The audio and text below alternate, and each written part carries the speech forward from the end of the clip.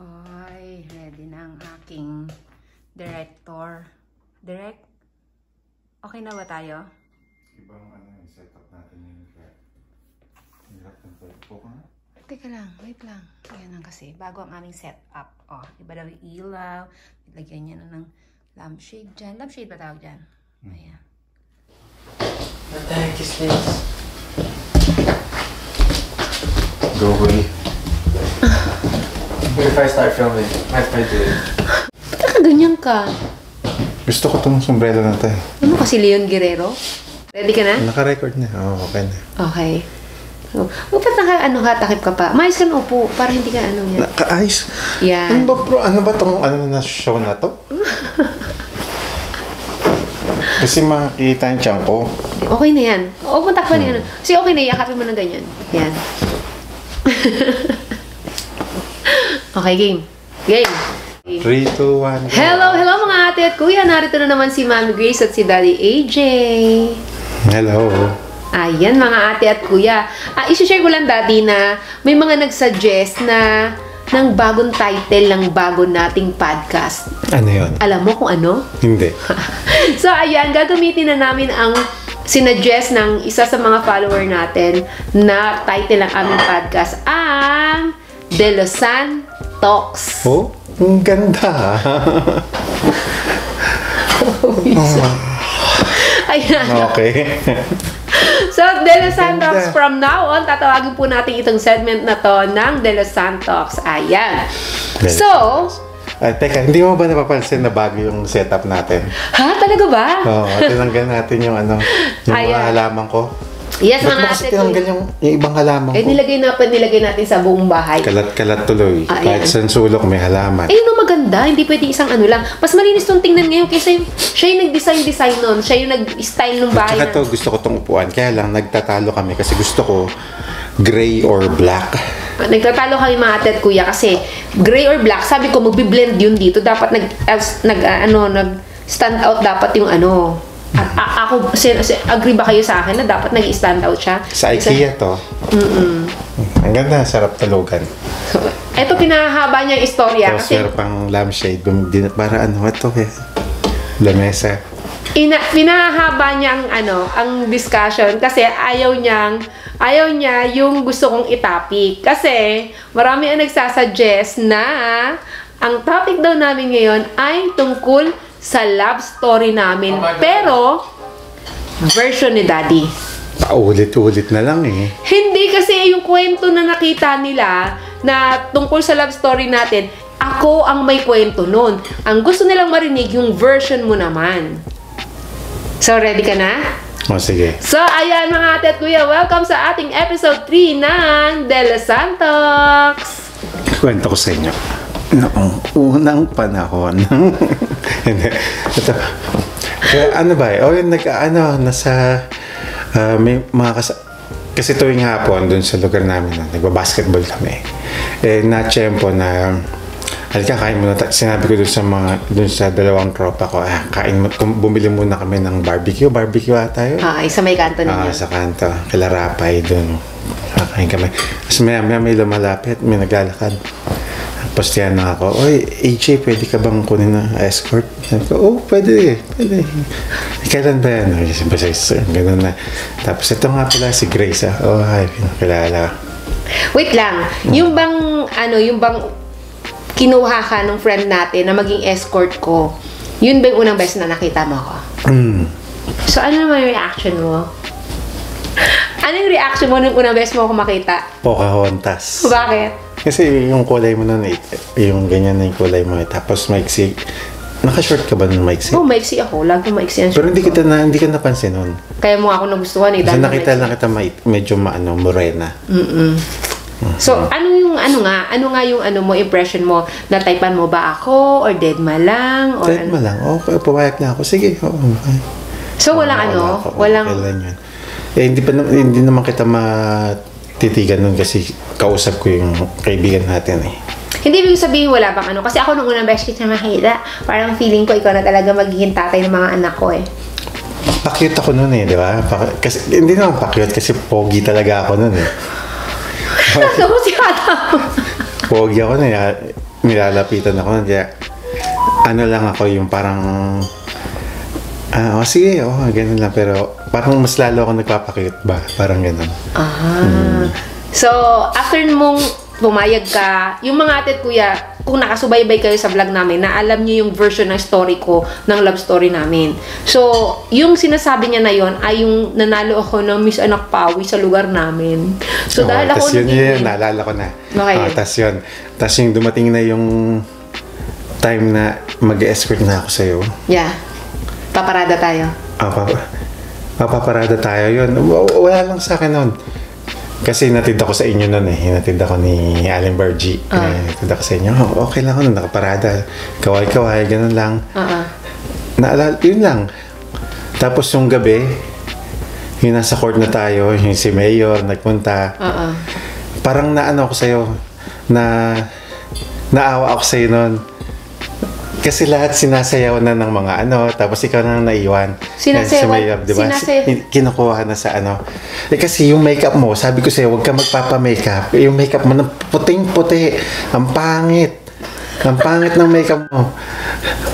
Iba itsura. Hindi ba? Yun, naalala ko yun. Kaya tayong dala nagsayaw na, di ba?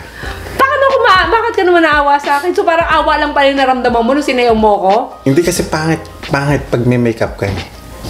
Pangit ng Bakit parang masyadong real talk naman yung mga sinasabi mo? Hindi, may mga ibang babae na makakapala makeup na mas... kasi yung time na yun, nasa tayo eh, nasa baryo-baryo eh. Diba yung parang mas makapala makeup, mas maganda eh. Diba? Ako, nung time na yon hindi bagay sa'yo nun. Tapos...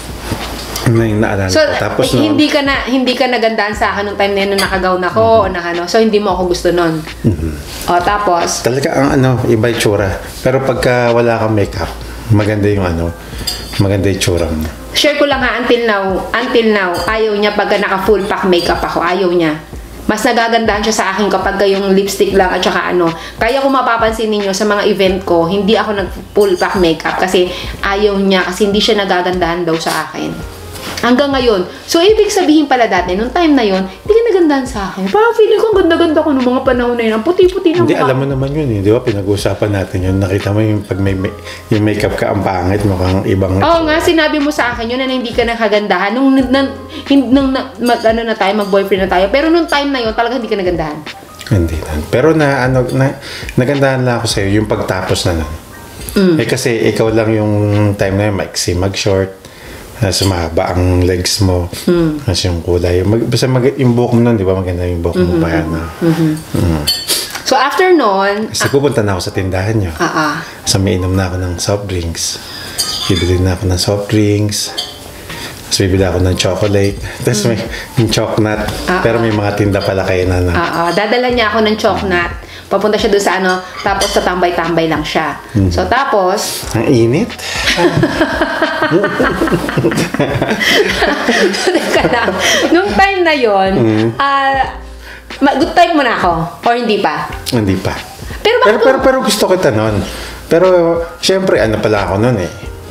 18, no? 18? Hindi ko maalala. Tama. 18 o 17, ganun. Kasi naging tayo 19 na the next year eh. Okay, mga 17, 18 ako nun. So, hindi mo ako type? Ayaw ko pa magka-girlfriend nun eh.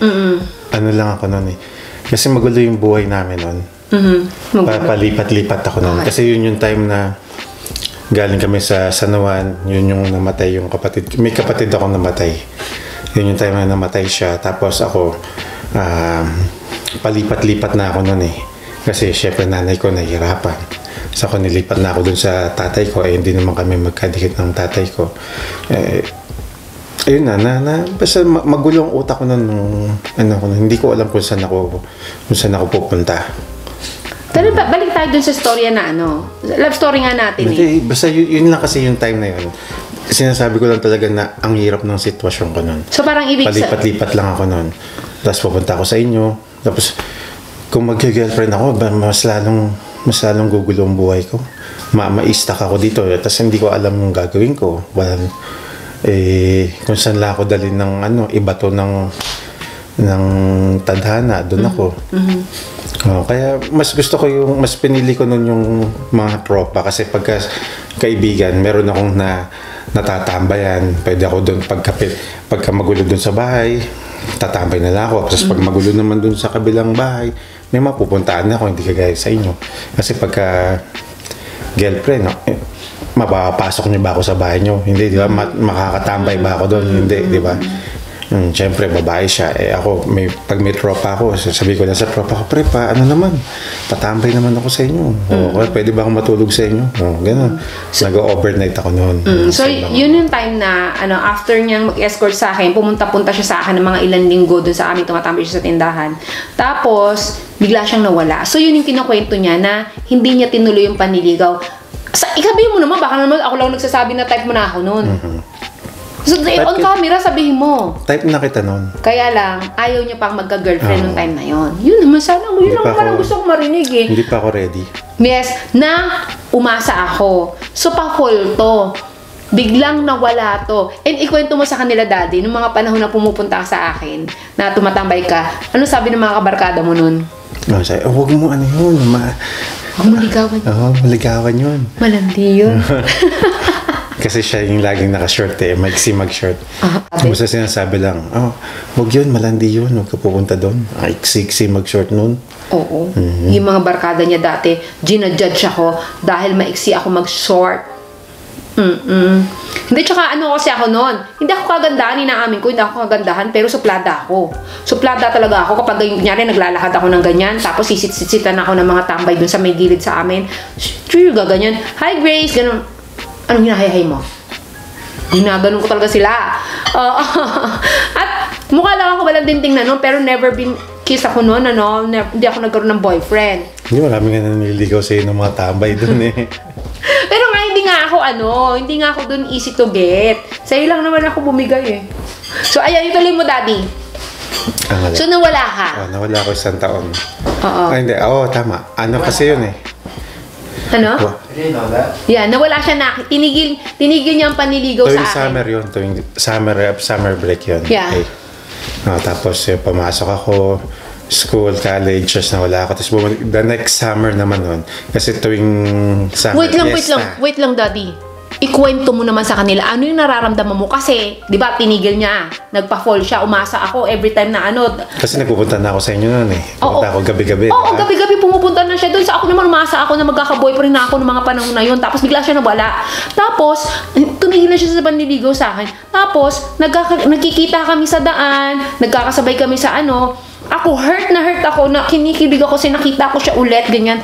Ikaw, ano nararamdaman mo every time na nagkakasalubong tayo at saka nagkakasabay tayo sa bus? Wala lang. Dead ma lang? Wala lang. Wala lang ako. Grace, okay. Every time makikita ko siya, parang nag-i-slow motion talaga pa. Shit, parang nag-i-slow motion talaga ang lahat. Parang, ayan na naman siya. Tapos pagdating sa amin, naiiyak ako. Naalala ko tuloy, di nga. Yung mga ganun salita, wala lang. Tapos? Sa mga salita nung Okay, tapos, after 1 year, kasi summer ka. Piyesta naman. Oo, piyesta na naman. Oo. Tapos basketball, tapos nakikita kita. Doon ako, parang gusto kita na ayaw ko. Kasi nakikita ko, parang, kasi maiksi ka mag-short. Parang landi-landi naman na ito. Kasi, di ba, sa Pilipinas, pag maiksi yung dati yun. Malandi yun. Ayoko, nasasaktan lang ako. Lang yung puso ko. Nalalandian siya sa akin. Feeling niya, nalalandian siya kasi nga maiksi ako mag-short. Pero at the same time, yun yung reason kung bakit nagugustuhan niya ako, naa-attract siya. Gets nyo? Yung parang, ay, baka malandito, baka ma-hurt lang ako kasi maraming mga lalaking tumitingin. Pero at the same time, isa sa doon sa mga lalaking titingin, tumitingin. Tingnan mo, yan na naman siya. Tapos, daddy, nagkita ulit tayo kasi meron tayong isang friend. Hindi, doon sa piyesta rin yun, di ba? Ano ka ba noon? Coronation ulit? Hindi. Ako nagtuturo-turo na ako doon sa mga kabataan na nagtuturo ako na mag-model-model. Yun ba yung una? O hindi, pangalawa na yun, tayo na nun? Hindi pa. Yung sinasamahan kita nun? Sa mga nagmo-model-model? Tayo tayo na nun, tapos na yung tapos na. Kasi April yung, yung debut, May naman ang piyesta. Diba? Doon doon tayo una nakita ulit. Kasi may dubo. May dubo yung isa sa kaibigan namin. Yun na naman. Di ba, nandun na ako sa dibo. Tapos nakita ko, si Grace, mukhang na naman, mukhang disaster na naman yung mukha mo. Ang daming pulbos. Di ba? Uso pa doon, nagpupulbos. Ano ba tsura na ito? Hindi mo na naman ako nagustuhan. Tapos may kasama kang lalaki. Di ba? Hindi niya ako nagustuhan. Pero feeling ko, nung time na yon, ay shit, andun si AJ. Isa siya sa mga kasali sa cotillion. So nag-ready talaga ako. Naligo ako. Nag-shirt na naman ako ng maikse. Tapos nagpulbo ako. Yung pala, hindi niya pala gusto yon. Kasi parang ayos na ayos talaga ako. Kasi parang make-up pa ako nun. Ang natatanda ko, naka-Benga Boys ka pa nun. Anong Benga Boys? Uso nun yung tugtog ni Benga. We like the party. Di ba? Tapos nakaganon ka, naka-camouflage ka na pantalon. Tapos, yun na, practice. So, hindi mo na naman ako nagustuhan. Hindi. Kasi nga naka-makeup na naman ako. Ayaw niya talaga. O, tapos, pag practice na, di ba? Nagpa-practice, andun ka. Pero wala sa akin eh. Wala akong memory nun. Nagpa-practice tayo. Nagpa-practice tayo. Hindi, ako tanda ko yung bawat minuto at bawat araw at bawat segundo ng mga panahon na nagpa-practice tayo. Ano ginagawa ko? Syempre na, andun ka. Nagpa-practice tayo ng ganun. Tapos, eto pang nakakabuisit niyan. Imbis na ikaw magkukwento, ako magkukwento eh. Yung friend ko na nagpakilala sa akin sa kanya na kunin siyang escort, crush siya noon. Tapos, nalaman lamang ko sila ngayon ang magkausap daw sa telepono, nag-uusap-usap daw. Kinukwento sa akin ng friend ko na, "Huy, Grace, alam mo ba? Sabi ni AJ, dapat daw umatin daw ako ng party. Kasi pag hindi daw ako umatin ng party, hindi na lang daw siya a-attend. Gusto daw niya ako ang makapartner niya." Ganon. Totoo yun, sinabi mo yun. Sinabi ko sa kanya. Kasi yung time na yun, parang lagi kami nakakausap nun eh. Lagi kami nakakausap sa telepono. May oras kami natatawag siya nun. Siguro na rin, bakit ba nawala? Yung ginawa mo sa akin, ginawa mo rin sa kanya. Yung parang pina-fall mo din. Parang hindi ko alam. Pero siya, nag-uusap na kami nun eh. Yun. Tapos, during the practice, hindi niya ako masyadong bet. Pero ako talaga, pagtulog ko ng ganun, inaalala ko yung bawat pagdampi ng kanyang mga kamay sa aking katawan. Ganon. Kasi hawak tayo sa kotilyon ganyan. Natandaan ko lang yung nagsasayaw na tayo talaga nun. Yung mismong kotilyon na. Maraming kinilig nun eh. Ano naisipan mo? Bakit mo ako sinayaw? Wala na, nagkasubuan na eh. Wala na, doon na. Nagkasubuan na. Wala na ako magagawa. Hindi, kasi kinulit ka, di ba? Sayaw mo naman. Sige, hindi, naiiyak ako. Hindi, sayaw mo. Kasi hindi pa nga kita hinahawakan. Sobrang gentleman nito, hindi niya ako hinahawakan. Sweet yun lang. Pero kinilig ka rin noong time na yun. Oo, gusto ko rin nun. Gusto mo na. Doon ba parang nag-spark talaga na parang, ay gusto ko pala to, ganon. Hindi, tsaka sanay ako nun. Sanay ako magpakilig nun eh. Maraming kinikilig sa akin nun. Yung dating ngayon, basta yung pagtapos, nagbihis ka ba nun? Natatanda ko yung pula mo na yung pula na damit. Yan, nagpalit ako. Hindi ko na naalala na nagpalit ako. Pero naalala ko yung pula. Diretso na yung pula na bisidang hindi ko naalala yun. Hindi naalala kung hindi pumasok sa memory ko na nagpalit ako noon. Pero naalala ko na may damit akong ganun. Pero tandaan niya. Tandaan ko yun. Nawakan ko na. Tinitignan ko. Pwede na to. Pwede na to. Sige na nga. Kahit medyo talo-talo na konti. Pwede na. Sige. Yun. Hanggang sa hinatid na kita. Hinatid kita sa bahay nyo. Tapos gabi na nun eh. Yung lugar namin nun, hindi pa kalsada. Talagang putik, lupa yung daanan nun. Hinatid niya ako. Pero pinapilit ko pa dun sa kasama ko, sa kaibigan ko, huwag mo kong ihatid sa bahay namin, ha? Sabihin mo kay AJ, ihatid ako sa amin. Tapos sabi ng kaibigan ko, ano ka, nagpinaalam kita sa tatay mo. Ako nagpaalam sa'yo na gagabihin ka. Ako maghahatid sa'yo, subukan mong ihatid ako. Sabihin mo kay AJ, ihatid niya ako. Tapos hinatid niya nga ako, and then yung usap-usap. Kwento mo dali. Nag-usap-usap tayo doon sa dilim. Huh? Tinatawagan na ba kita nun ulit? And then, nung gabi na yun, nung hinatid mo ko, tinanong mo ko, pwede ba ulit akong tumambay sa inyo? Sinabi ko yun? Tinan mo, hindi mo na alala. Hindi ko matandaan. Hindi ko nga alam kung bakit ako bumalik dun eh. Kasi nga, tinanong mo ako noon, sabi niya, okay lang ba na tumambay ulit ako sa inyo? Sinabi ko yun? Oo, sinabi mo sa akin doon sa may kanto. Tapos sabi ko, oo, sige, kailan ka punta? Bukas, ganon. Yeah. Tapos kinabukasan, ikaw dapat yun, bakit wala? Hindi ko matandaan nga yun. Hindi ko matandaan. Nakakaasar Tapos naman. kinabukasan, bumalik nga ako. Oo, yun. Gabi ka na ng ano. After 2 weeks, sinabot kita. Hindi ko na pinatagal kasi baka mawala na naman eh.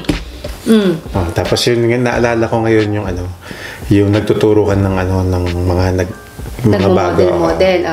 Tapos sinasamahan mo ako. Tapos ang babasketball ka, ako yung nagkukumiti. Diba? Naalala mo ako nagkukumiti. Nung time na yun na nagkukumiti ako. Pero yung time na yun, nagmamotor na ba? Alam ko na. Hindi pa. Pero naalala ko, nagmamotor na.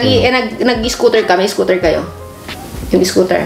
So, yung time na yon no, nagkukumiti na ako sa basketball, sa paliga, isa siya sa mga player, yun yung time na nilapitan ako nung kaibigan natin na may crush sa'yo. Na parang sinasabi niya, uy, totoo ba? Totoo ba yung yung halita na na kayo na daw ni AJ. Ganon. Kasi pinaasa nito eh. Parang feeling ko pina-fold din niya nung time na yun na kayo yung nag-uusap-usap before nung debut. Tapos sabi ko, oo, kami na. Huy, secret lang, hindi pa alam sa bahay namin. Okay, ganon. Parang feeling ko naman, I don't know kung na-hurt siya. Na-hurt ka ba? The rest is history. Yun na yun? Yun lang yung naalala ko. Tapos, pupunta na ako sa inyo. Ay, wait lang. Yung pinakamahalaga, papaano mo ko tinanong na maging girlfriend mo? Ikwento mo, wag mo i-deny. Sa totoo lang, wag mo i-deny. Kasi possessive ako nun eh. Yung time na yun. Gusto akin lang to. Pagka akin to. Ayoko na ibang hawak pa dito. Ganyan na ang pagkakasabi niya. Ganyan na yung pagkakasabi niya. Sabi niya, ako Grace, possessive ako. Itong box na to, akin to. Oo. Dali kwento mo, dali. Dali, ikwento mo. Yun ang natatanda ko. Itong hollow blocks na to, akin to. Pagka akin to, akin na to. Walang hawak. Walang hawak. Tapos, pag-sabihin mo, paano mo tinanong na na gusto mo ako maging girlfriend? Hindi ko na rin matandaan eh. Ano ba yun? Pwede ba kita maging girlfriend? Ganun ba yun? Hindi, hindi, actually, hindi mo tinanong. Parang ako na yung nag-initiate niya na sa'yo. So, anong ibig mo sabihin? Kapag girlfriend mo ako, ako na yung nag-initiate nun. Ang ibig mo sabihin, pagka naging girlfriend mo ako, ayaw mo nang makahawakan ng iba? Oo. So, tayo na? Ganon! Gumanong ka! So, tayo na? Oo. Mami, ka na pa, yes ka, yes, gumanong ka. Pa ako noon, ngayon ko lang na-imagine ko na, ngayon ko naisip na, parang nahirapan ako noon eh. Nahirapan pa ako noon. Siyempre, hindi ko pa sinasabi sa amin, may girlfriend ako. Sabihin ko lang, lalabas ako, tambay ako sa inyo gabi-gabi. Hanggang sa pag-uwi ako, pinapagalitan na ako na, saan na naman nagpunta? Diyan lang ako sa labas. Tapos, alam ko, nakita ako ng nanay ko, mga child ko, na doon ako tumatambay sa inyo. Kaya sinabihan ako, ikaw punta ka na naman, punta doon. Doon ka tumatambay hanggang gabi. Para kang ganun. Hanggang doon ka na lang So, alam mo, ang nakakatawa, habang binabalikan ko tong love story namin, hanggang ngayon na halos 2 dekada na kami, simula 1999, April 22, 1999, nung sinagot ko siya, halos dalawang dekada ng mahigit, yung love story namin nung sinagot ko siya. Pero kasi until now, andun pa rin yung kilig. Pero siya parang wala lang. Yung story natin, mga bata pa tayo, doon tayo nagsimula, teenager eh. Hindi yung kagaya ngayon, yung panahon ngayon. Punta ka lang sa website, kung gusto mong magka-girlfriend, di ba? Ganun, yung may trabaho ka na. Tayo, parehas tayong walang trabaho nun eh. Yung ligaw-ligaw lang talaga. Ligaw sa barangay nyo, sa isang barangay. Yun ang nakakatawa dun eh. Yun ang magandang experience dun. Kasi sabay tayong lumaki, sabay tayong nag-grow. Di ba? Tapos, yun lang, yung andun yung papagalitan ka ng magulang mo kasi lagi kang wala, lagi ka nandun. Sasabihin sa'yo, mag-ano ka na, mag-aral ka, o ka, magtrabaho ka sa McDo. Hindi yung lagi kang tumatambay dyan. Yun ang naalala ko lang, yun ang ano. Ang ganda yung experience, yung ano natin, yung love story natin, yung experience. Pero sa tingin ko, ganun pa rin naman sa Pilipinas, diba? Kung sa mga barangay. Hindi kasi parang yun pa rin kahit papaano, kahit 2 weeks lang yung tinagal ng panliligaw mo sa akin. Pero feeling ko traditional pa rin siya kasi pumupunta ka sa bahay, nagdadala ka ng pagkain. Matagal na tayo magkakilala. 1 taon, di ba? 1 taon na akong hindi nagpakita sa iyo. Pero meron na tayong pundasyon kahit papaano, kahit ilan na araw. Nakapag-usap na tayo. Tapos nag-uusap pa tayo sa telepono. Ako, mabigat yung investment ko sa'yo, emotional na investment ko sa'yo, malala na. Ikaw parang feeling ko, maisipan mo lang na ano. Hindi, magulo ang buhay ko noon. Magulo utak ko noon. Kaya, hindi ko alam kung ano. Di ba naging tayo na nga, parang may time na dumarating sa akin na ayoko na. Gusto ko na lang mag-isa na lang. Pero, di ba parang nagkaanoan na tayo.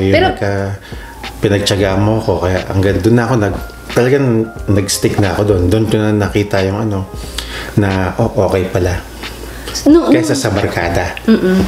Nung time na yon, mas mahal ko siya kaysa mahal niya ako. Aaminin ko. Hindi ko i-deny at hindi ko ikakahiya na talagang paano kami tumagal, kung bakit kami nagtagal, dahil nag-effort talaga ako. Kasi ito parang wala lang. Minsan alam mo yun, may usapan kami, kasi parehas kami CEO nun, may usapan kami na susunduin niya ako, aantayin niya ako, hindi malalaman lamang ko, nakauwi na pala sa bahay, yung mga ganun. Yung talagang ako talaga pinagtiisan ko siya na hindi, pinangako ko sarili ko, ang unang magiging boyfriend ko, yun na talaga magiging asawa ko.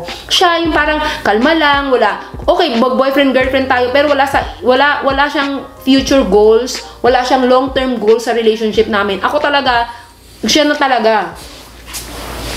Sayo magpahawak nun eh. Naghahawak pa tayo. Nahawak holding hands pa naman. Kasi yung naalala ko pa nun yung bumagyo. Tapos lumubog yung Maynila. Yes, oo. Tapos naglakad kami. Naglakad ako.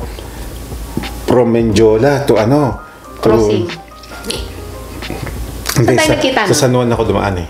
Saan tayo nagkita nun? San Juan, Ortigas, sa Floodway mismo, doon sa terminal. Pila pa yung tricycle, pila. Yan, naglakad din kami ng mga classmate ko nun. Tapos ako nasasakay na ako nun, tapos nakita ko may naglalakad na sexy, oh.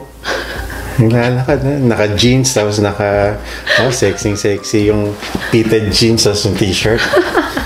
Ako, tapos nagulat lahat ng mga yung mga barker ng tricycle. Bakit? Gumagano sila. Hindi sila makapagsalita, how sexy. Hindi, parang, kasi syempre, yun, di ba? Gumano lang sila. Tapos ako na yung sasakay nun. Siya na sasakay nun eh. Parang sila. Tapos bigla kang umalis. Bigla siya umalis doon sa pila. Doon ulit kami pumunta sa haba ng pila. So, ayun yung mga memorable, yung mga natatandaan mo na So, basa-basa ako nun. Ako din, basta ako nun, hanggang dito yun eh. Kasi umabot yata na hanggang dito yung yung baha nun. Crossing kayo naglakad? Hanggang crossing. Tapos nakasakay na kami ng FX, papunta dun sa may Floodway. Ako, hindi talaga ako nakasakay.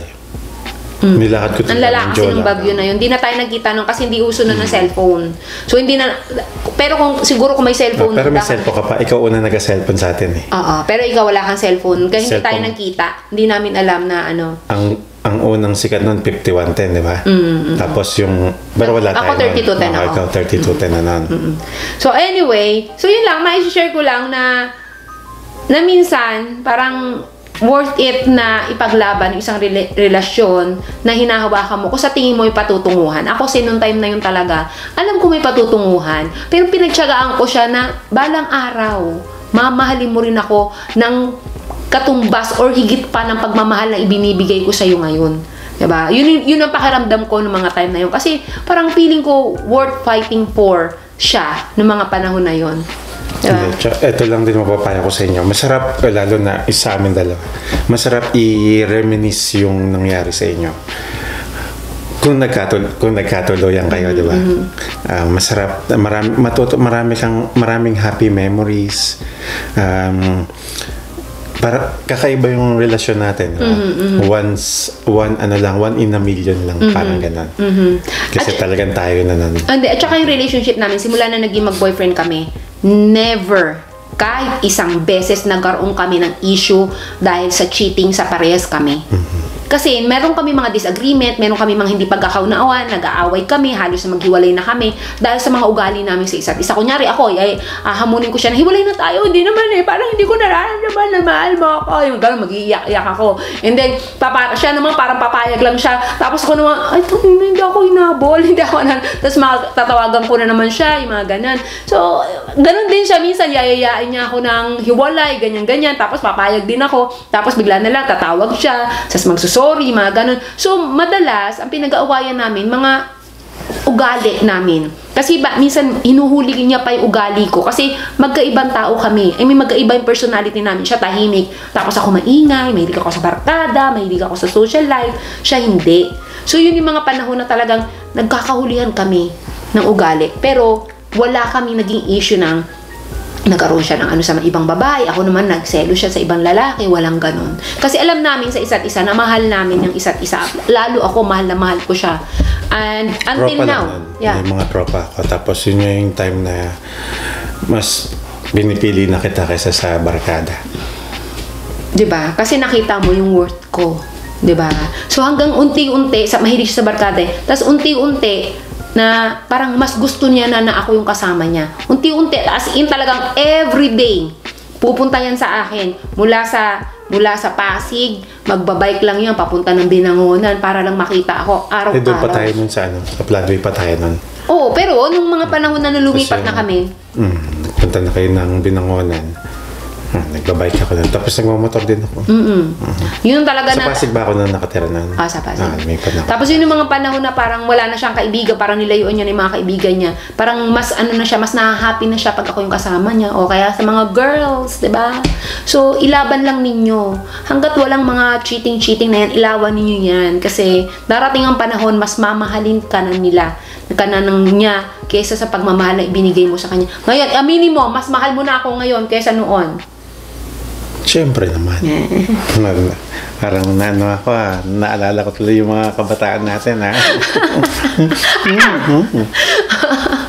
So ayan mga ate at kuya, hindi na namin patatagalin kasi marami pa kaming ikukwento sa inyo sa mga susunod. Ito lang yung intro. Intro ng aming mga sa mga darating ng episode natin, madadaanan natin yan. Yung mga yung relationship namin na maging mag-boyfriend kami hanggang sa nag-asawa kami, hanggang sa nag-anak kami. Hindi. Inabot tayo ng 1 taon bago tayo magtira. Ikaw pa nga nagyaya sa akin nun Kung hindi ka pa kaya. Kasi ano ba? Dati wag mo. Ikaw ang nagyaya sa akin. Wag mong hintayin ako magkwento tungkol sa mga ginawa natin. Mapapaya ka. Sasabihin ko sa'yo, wag mo. Nung unang beses na may ginawa tayo. Tamang butas ba to? O hindi? Huwag mo ikwento sa kanila. Sige na, magpaalam ka na. 20 minutes na to. Tama, ikukwento ko sa inyo sa susunod. Pero ayun lang, hanggang sa muli mga ate at kuya, sana isuportahan po ninyo ang aming bagong segment ni Daddy, with my family, with the Bugoys, with Kuya Adam. So hanggang sa muling episode ng De Los Santos. De Los Santos. Bye! Don't forget to like and subscribe! Ganun. Ikaw, hindi ko na hindi mo pala ako gusto noon ng ayoko na! Ay, bakit nagsikuraan mo ako? Yay!